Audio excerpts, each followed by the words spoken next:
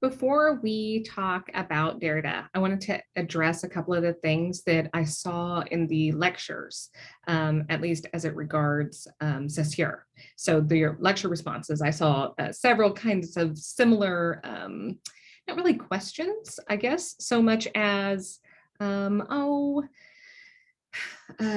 maybe a misunderstanding about what Saussure is doing or saying. So the misunderstanding that I saw was that Saussure thinks that language is concrete. And that seems confusing to some of you who are like, I don't know how language can be concrete after all the things we've talked about this semester.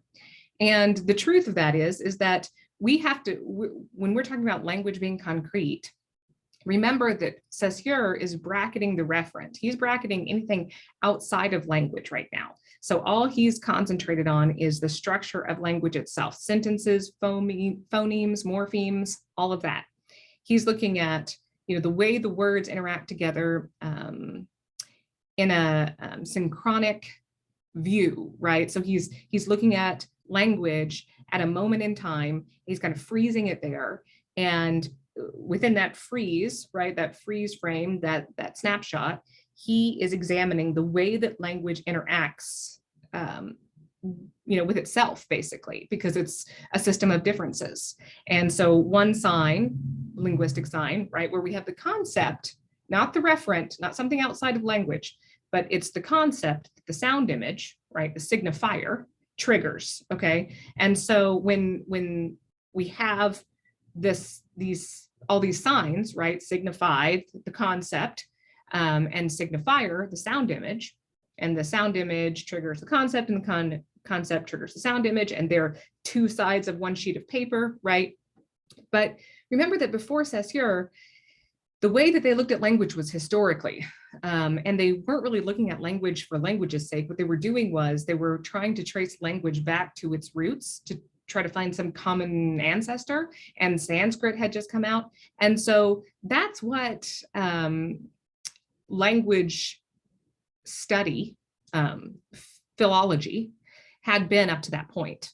And then here comes Saussure, and he's like, I don't want to do this. I have these questions. I have this interest. I want to look at it structurally. And that's why we call him a structuralist. And it is concrete. I mean, I have bookshelves of the concreteness of language, basically. Every book, every poetry collection, every treatise, every work of law, every philosophical writing. I mean, that's all concrete, and the signifiers interact with each other and the signifieds on the page. And so we can break language down into its components. We can break it down into morphemes. We can break it down into phonemes, and we can study those. But that doesn't mean that language is not arbitrary. So that's something that's really, really important for you to understand. That's not really up for debate. It's not like language might be arbitrary or it might not. No, language is arbitrary, and that much we know. But Saussure was revolutionary in figuring it out. It seems so obvious. It's like, there must be some kind of force that keeps me, to the earth, instead of me just floating around, in the atmosphere. I mean, obviously, right? Things fall down, right? Everything that falls down, right? Goes up must come down. So the law of gravity seemed crazy. I mean, but it's also like so obvious, right? There has to be some kind of pull, some kind of energy force, some kind of something. But Newton is really the one that kind of articulates this. And so the same is true for language's arbitrariness. Language is arbitrary. There's no denying that. And the reason that we know, one of the reasons that we know that language is arbitrary, Saussure brings up, which is there is no connection between the thing that, the concept, right, cat, say, and the letters CAT. So let me pull up my my little drawing board. I knew you were worried that I wasn't going to be using it, but I'm using it. So no need to worry. Okay, here we go. So what was I saying? Oh yeah, the concreteness of language and arbitrariness. Okay, so cat. Oh, sorry, on my eraser. Okay, C-A-T, right? That spells cat. And cat is not gnat, and it's not bat. and it's not Matt, and it's not fat. I mean, it might be fat, but like those don't mean the same thing. And it's also not a dog or a fish or a cow or a goat, or anything else, right? A bird, it's not any of these things. So a cat is a cat because it's not any of these other things. And so these are differences, but we can look at these letters, C, A, and T, and we can say, okay, these together in this order, arranged like this, is cat, right? I'm not even going to attempt to draw it, and you're thanking me, I know. So these are the thing cat, right? The concept cat. These letters together make that concept, right? The concept of cat.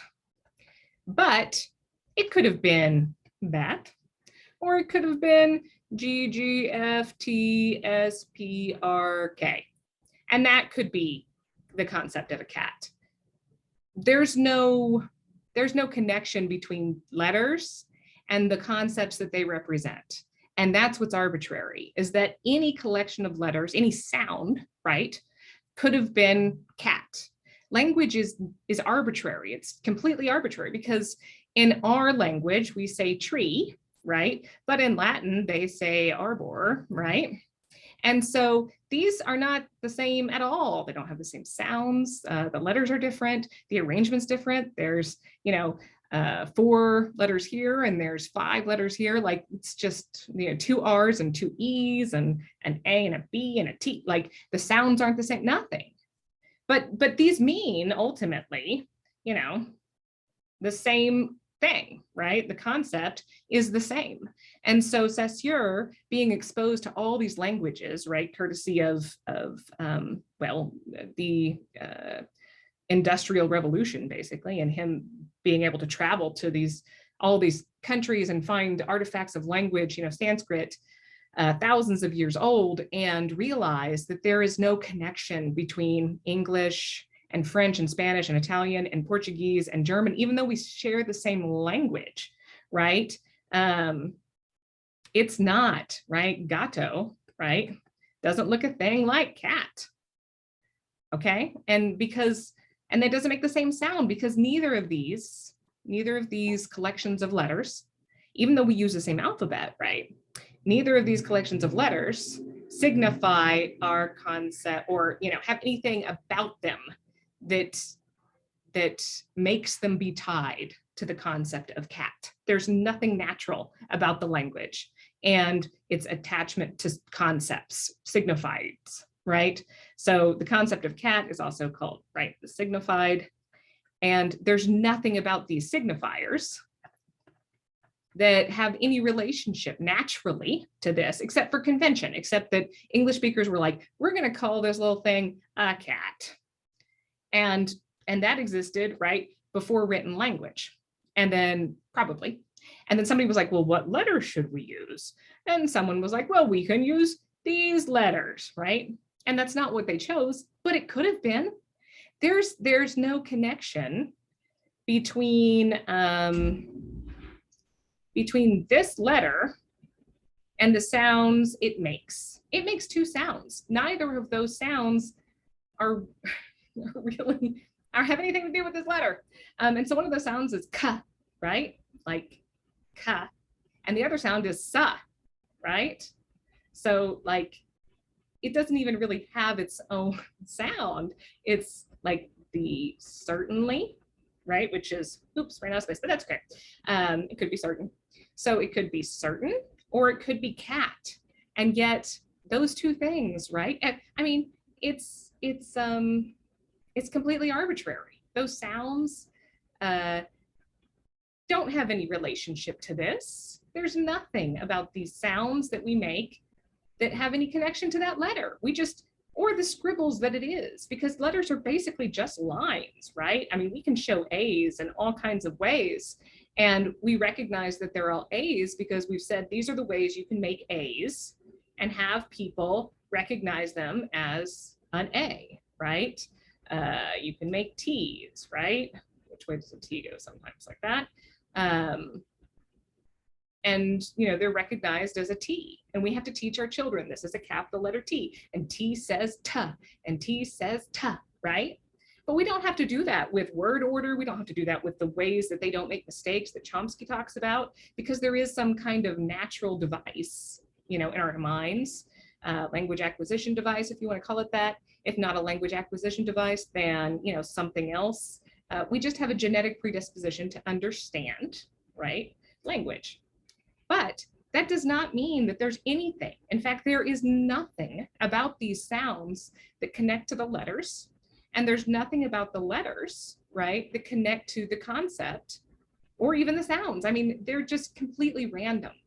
I mean, you can have, let's say, an Arabic language, and it's going to make sounds that we make in English, but they have a completely different alphabet, totally different. We can hardly even recognize that alphabet, right? I'm just turning my phone down. So it's not something that we would know the sounds to unless we were taught. And that's the way that it goes for our own, native language alphabets, because there's nothing natural about the alphabet, okay? There's nothing natural about the alphabet. It's not tied, right? Letters have no relationship to the sounds that they make. We've just decided by convention that certain sounds are going to sound like certain letters are going to sound like certain sounds. So we've decided P is going to be represented by this, and B will be represented by this or this, right? And T will be represented by this. So that's what we've decided. And then we've decided that we can put these things together, boat, right?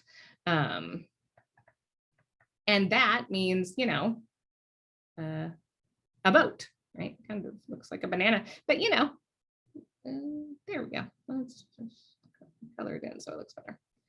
I know it doesn't matter, but I have to look at it, and so do you.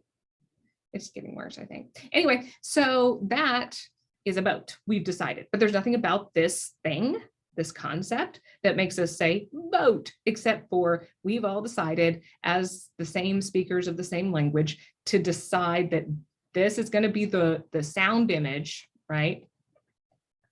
The signifier to represent that. Okay, so we've decided to attach them, but there is nothing about them that is natural. It's arbitrary. It's arbitrary. It means there is nothing there that suggests this has to be that. Or else in other languages, we would all have the same letters, we would all have the same sounds, we would all have the same alphabet, and we would all have the same concepts for it. So we would all be like, oh, boat, and I could go, 1,000 years in the past and in some place in Egypt, and I'd be able to be like boat, and they'd say, yeah. No, because there is no natural connection to any of our letters, to any of the sounds that those letters make. They don't. We just say that that's what's going to represent that sound, and then we're going to put some of those sounds together, and that will be the sound image, right? Which now maybe you can understand why he calls that a sound image for the concept. And we'll just decide that that's what it's going to be. But that's a matter of convention. That is not a matter of natural connection or anything or innateness. That's just a convention. That's why we call it boat, and people in France call it something else, and people in Mexico call it something else, and people in Germany call it something else, and people in Russia call it something else, and people in China call it something else, because there's nothing about the sounds, the letters, or the sound image, the word, that connects it to the concept. There's just not.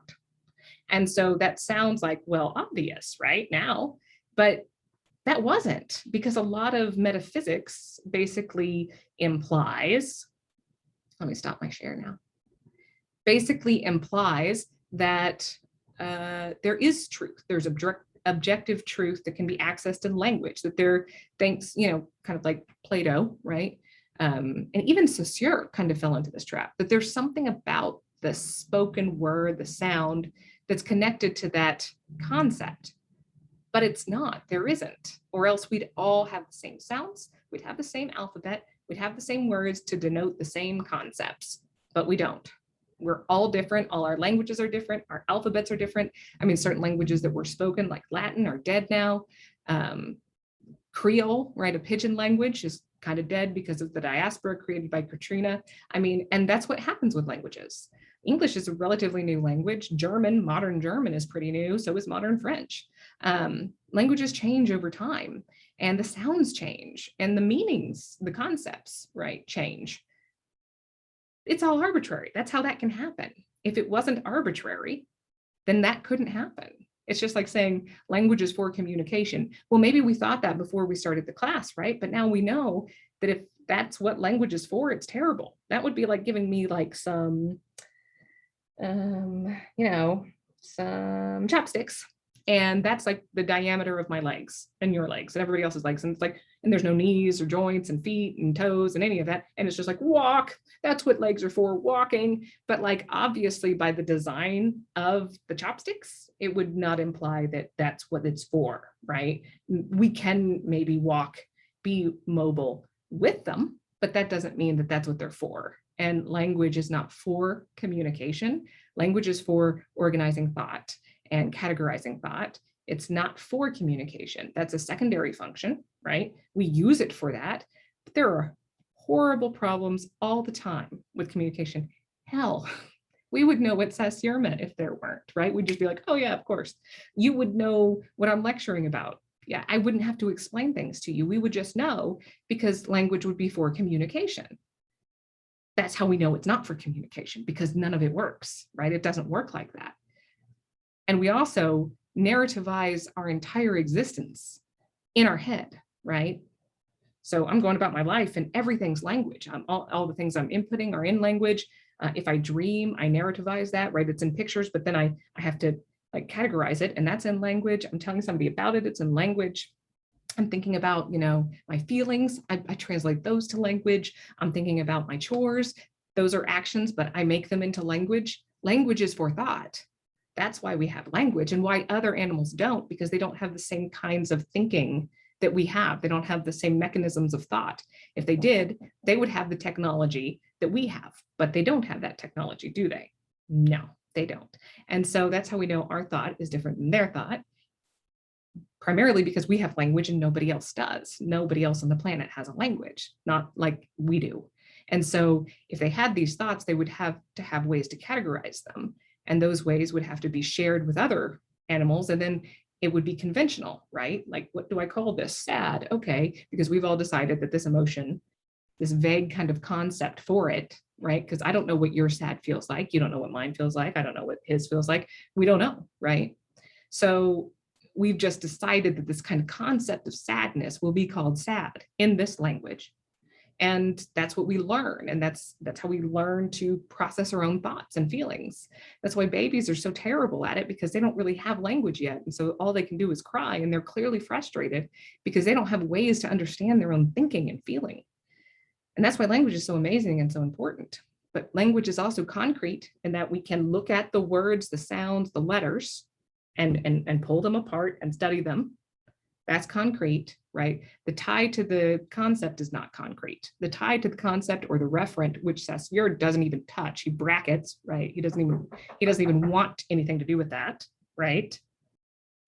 He doesn't want anything to do with that because it's too, it's too not out there, but it's too abstract. He wants concrete. He wants to look at the structure of language. He wants to look at language as language and study it as it is, as it exists, right, for itself, not as a record of history, not as an offshoot of art, not as some product of communication, not as God, right? In the beginning, the word was God, right, or was the word, and the word was with God, and the word was God, right? He doesn't want to look at it like that. He wants to look at language just structurally as it is. And to do that, he needs to kind of create new words, sign, signified, signifier, right? But language is absolutely concrete. We wouldn't have books. We wouldn't have an alphabet. We wouldn't be able to write stuff down. But it's also arbitrary, and it's also conventional. We've all decided that that's what these sounds are going to be, and they're going to be represented by these letters in this order. And then when we put those letters and those sounds together, that's going to be a thing that signifies the concept of cat, the concept of tree, of happiness, of sadness, of whatever. That's what we've decided as a community, right? How did that start? I don't know. Like, that's anthropology. So go look at anthropology, because I can't tell you how, the first person who was like tree, but we know it's not a nomenclature too because of Saussure. So it's not just a naming system. Language is so much more complicated and complex and nuanced than that. So I hope that makes more sense. Derrida is not diverging from the idea that concepts and signifiers, right? Signifieds and signifiers, concepts and sound images, right? He's not saying that the link there is concrete, or that a reference is concrete, or that language is even referential. He's not saying any of that at all. He's just saying that language is concrete. Its parts are concrete, and we can take them out and we can study them, and we can look at a snapshot of them in a moment of time and see how the whole system of language at that moment operates. But that's not a diachronic view of language. That's not changing over time, being shaped and manipulated and influenced by other factors, by time, by other speakers, by interaction with other languages. Like, he's not looking at that. He's looking at a moment, right? A moment. That would be like you looking at a baby picture of yourself and still thinking that you were that baby. But if you wanted to look at that baby picture of yourself, you would be a baby in that moment. It's just you're not still a baby, because people change moment to moment, right? They grow and develop and regress and then, shoot forward. But you can't really study all of a human existence over a lifetime, because that would be insane. So that's why we have people who study brain development at certain stages, or body development at certain stages. That's why we have doctors that specialize in just one thing, because just your entire system is complex. And that's not even taking into account your language and your brain, which they still don't really understand how that works, either of them. So appreciate yourself for the incredible being you are, because what you're thinking and doing and processing, and how you use language to talk about language. And I mean, this is some incredible, almost magical stuff. But, it's been millions of years of evolving to use these tools that have enabled us to get as far as we are. Maybe in another million years, we'll have perfected communication and everything will be telepathy, right? Which is what some people think is going to eventually happen. That we'll be able to just show each other via thoughts what we're talking about, and just completely eliminate verbal language altogether. That's kind of a wild thought, isn't it? That would be sad. I like language and I like talking, not as much as I like hearing other people talk, but I do like talking, and I like thinking. So on that note, I think it's time for Derrida. What about you? Think so?